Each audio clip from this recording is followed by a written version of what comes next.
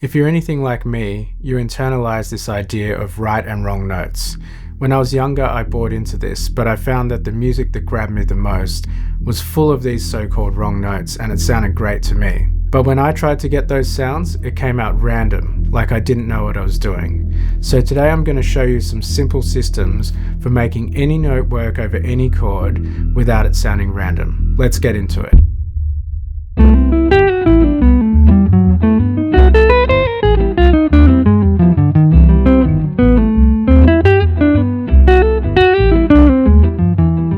First, let's talk about tension and resolution.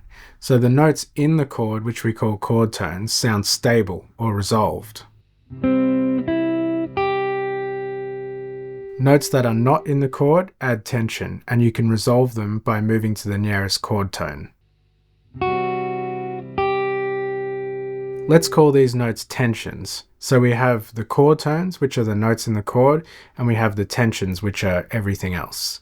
Some tensions feel pretty mild, while others feel very tense. Lower tension notes are generally the safe ones, so let's explore some ways that we can make music from the spicier options. By the way, I've put together a free PDF of diagrams, tab, and everything you need to get started internalizing these concepts.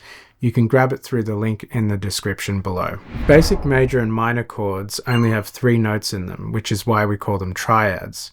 So the safest option when playing over them is to play just those 3 notes. To access more colors, all we have to do is add more notes. And if we add 2 notes, we get pentatonic scales. If we add 2 more, we get the 7-note scales. Let's explore 3 of many options that we can play over a C major chord.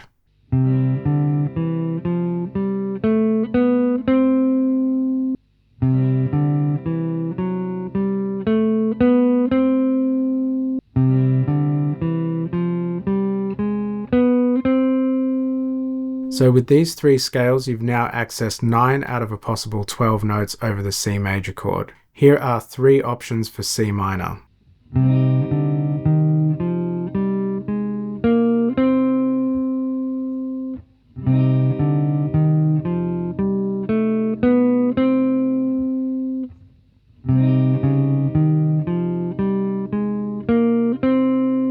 These 3 cover 10 of 12 notes over our C minor chord.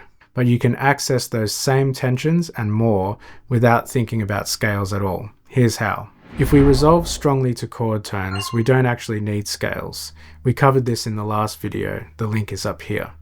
If we put chord tones on the strong beats, 1, 2, 3, 4, and approach them from a fret below on the off beats, 1 and 2 and 3 and 4, we resolve our lines naturally through rhythm.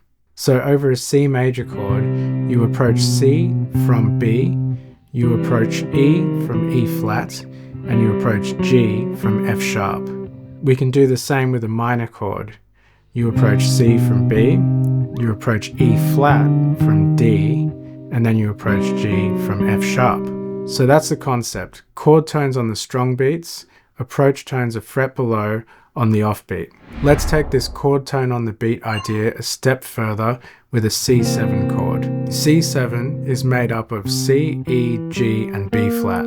If we put those chord tones on the beat, we get this. 1, 2, 3, 4. Now if we fill the spaces in between with passing notes, we get the Mixolydian scale. 1, 2, 3, 4.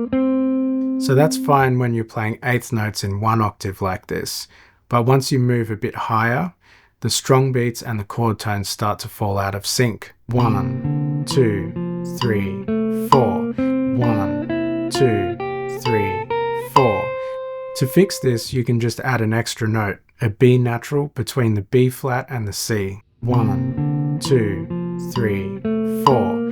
1. So now you can start your 8th note lines anywhere, in any direction, as long as you start with a chord tone on the beat or a passing tone off the beat, your chord tones will always land on the beat. 1, 2, 3, 4.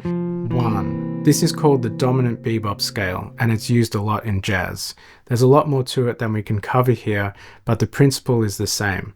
Chord tones on the beat, tensions off the beat. Now let's flip that rule and see how we can put tensions on any beat we like.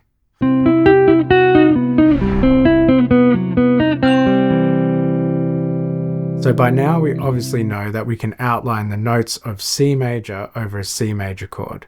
But what about the notes of another chord like D major, for example? It kind of lifts up the harmony and creates some strong tension without sounding too dissonant. So to resolve it, all we need to do is go back to the notes of the C major chord. To take this a bit further, instead of going back and forth between the two chords like this,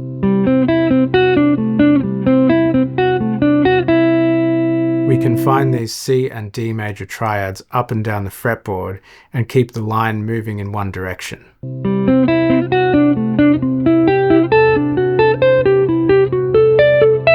Let's try a nastier example. The B major triad over a C chord is a much darker sound than that D major triad from before, but by resolving it to the notes in the C major triad, we can still make it make sense.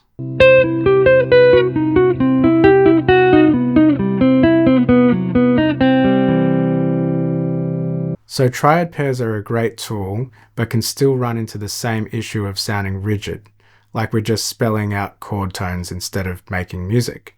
Here's a way around that. As we talked about earlier, C major pentatonic is simply a C triad with two passing tones. But those two extra passing tones make it so much easier to improvise and make music with them. So much so that many people never bother to even learn any other scales. So if we like the sound of that D major triad, one way that we can have that same sort of freedom that we have when we're playing the pentatonic scale is to find a pentatonic scale with a D major triad in it, in this case D major pentatonic scale, and we can play that over our C major chord.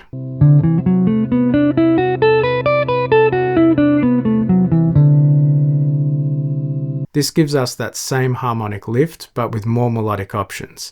And when we want to resolve, we can just go back to C major pentatonic like this.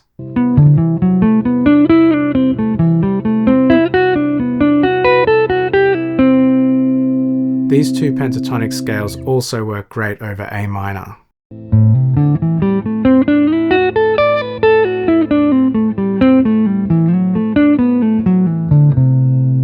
All of this comes back to one idea: tension and resolution. And once you see it that way, your solos will sound more intentional. And to help you practice it, I've put all of this, diagrams, tabs, examples, into a free PDF. Grab it through the link in the description below. And if you found this video helpful and looking for more ways to improve your soloing, check out this video next. Thanks for watching, and I'll see you there.